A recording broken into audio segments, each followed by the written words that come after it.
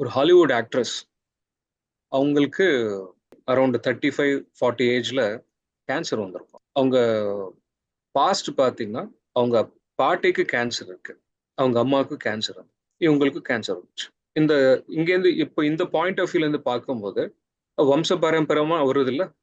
But ஆக்சுவலாக என்ன நடந்ததுன்னா, இந்த ஹாலிவுட் ஆக்ட்ரஸ் அவங்களோட கார்மிக் பிரகாரம், அவங்களோட லைஃப் ப்ரீ பர்த் பிளானிங் பிரகாரம் அவங்க வாழ்க்கையில கேன்சர்ன்றது இல்லை.